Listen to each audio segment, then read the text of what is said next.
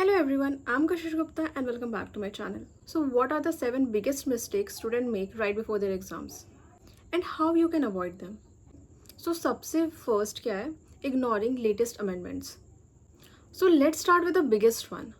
Ignoring amendments and notifications. So CS के almost सारे paper law based है और ICSI सप्लीमेंट्स इशू करता है जस्ट बिफोर द एग्जाम्स.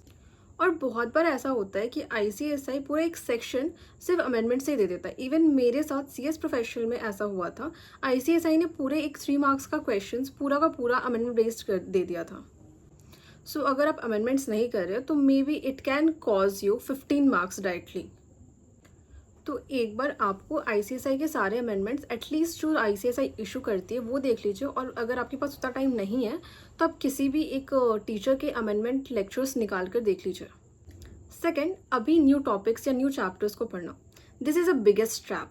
बहुत स्टूडेंट पैनिक कर जाते हैं और सब कुछ कंप्लीट करने की ट्राई करते हैं डे बिफोर द एग्जाम्स. इससे सिर्फ आप कंफ्यूज नहीं होगे बट आपको जो रिवाइज करने का टाइम है, जो बाकी सारे टॉपिक्स जो आप अच्छे से रिवाइज कर सकते थे उसका चांस भी चला जाता है. आप न्यू टॉपिक करने के चक्कर में आप बाकी जो आप पढ़ा हुआ टॉपिक है वो रिवाइज नहीं कर पाते हैं. सो अभी इस टाइम पे न्यू चैप्टर्स न्यू टॉपिक नहीं उठाना है बट अभी आपको सिर्फ और सिर्फ रिवाइज करना है. इवन अभी ये टाइम है कि आप पास्ट ईयर सॉल्व करो, रिवाइज करो और सिर्फ क्वेश्चन सॉल्व करने में फोकस करो और रिवाइज करने में फोकस करो. बिल्कुल भी न्यू टॉपिक्स को टच भी नहीं करना है. Fourth, neglecting presentation skill. मतलब अगर आप अच्छा क्वेश्चन, आपको क्वेश्चन का आंसर आता है बट अगर आप उसको अच्छे से प्रेजेंट नहीं कर पाओ तो भी मे बी अगर ऐसा हो कि आपको पूरा क्वेश्चन का आंसर आता हो फिर भी आपको 5 में से 2 मार्क्स ही मिले, तो आपको सबसे अपना प्रेजेंटेशन सही रखना है एग्जाम के टाइम पे. उस टाइम पे आपको ये फोकस करना है कि आप कैसे इतना अट्रैक्टिव बना सको अपने आंसर को कि एग्जामिनर पूरा पढ़े और अच्छे से आपको मार्क्स दे सके.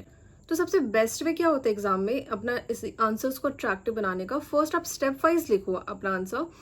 केस स्टडीज़ का आपको पता ही होगा कि आपको 3 सेक्शंस में लिखना है. डिफरेंसेस है तो आप डिफरेंसेस पहले अच्छे से लिखो और फिर नीचे उसको एक्सप्लेन करो. सो एग्ज़ाम में सबसे इम्पॉर्टेंट है प्रेजेंटेशन स्किल, क्योंकि अगर आप अच्छे से प्रेजेंट कर पा रहे हो तो आपको अच्छे मार्क्स मिलेंगे. Fifth, burning out before the exams. अभी अगर आप 14-15 आवर्स पढ़ रहे हो और आप एग्जॉस्ट हो जा रहे हो बिल्कुल, तो आपको कोई फ़ायदा ही नहीं है ऐसा पढ़ने का. सो प्रायोरिटाइज क्वालिटी ओवर क्वांटिटी.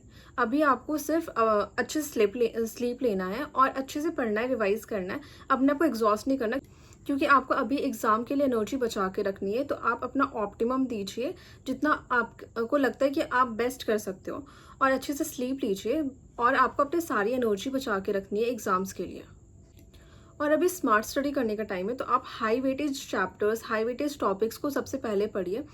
और ऐसे कुछ कुछ क्वेश्चंस होते हैं जो पास्ट ईयर्स में रिपीटेड रहते हैं, तो उसका एटलीस्ट मतलब वो कुछ कुछ क्वेश्चंस का आप सोच के रखो कि आपको कैसे आंसर लिखना है, कि अगर वो टॉपिक आए तो आप फर्स्ट आंसर लिखो तो आपके पास बिल्कुल पूरा का पूरा आपके पास आंसर प्रिपेयर्ड हो कि आपको कैसे लिखना है. जैसे मैंने ये सेम किया था अपने JIGL के टाइम पे.